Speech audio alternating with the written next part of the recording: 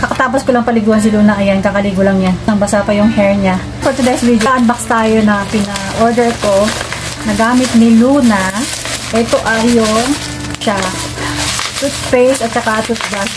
Tatlo yung toothbrush niya. Kaso, pag lumahan na kasi lagi niyang ginagamit.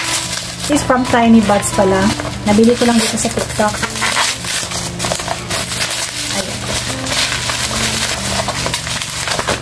Ayun. Ito yung toothpaste na ginagamit ni Luna. Actually, noon, pinapagamit namin siya ng toothpaste na ibang brand. Kaso ayaw niya. Hindi siya madalas mag-toothbrush. Pero ito yung ginamit namin. Yung Tiny Buds na strawberry banana. Grabe, 4 to 5 times a day siya nagtutoothbrush.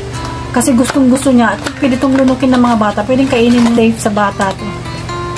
Tsaka mabango din. Strawberry banana. From Tiny Buds. Bali, dalawa yung kinuha ko. Ayan, oh. Yay, toothpaste, diba? You like this, diba? Your favorite? And ayun, toothbrush, kitty brush, 3 to 12 years old. Ito yung, akala ko tatlo yung binili ko. Isa lang pala yung, Tiny Buds din. Ayan, oh. Okay, Luna, you have new toothbrush. Yes. Wait, I'll wash first, ah. And the last one, ito naman is gel, lightening scar gel, just in case na kagatin si Luna ng lamok. Nagmamark kasi, parehas kami ni Luna na kahit konting kagat lang, nagpepeklat. Kaya, syempre, gusto kong alagaan yung legs ng baby ko. So, bumili ako nito.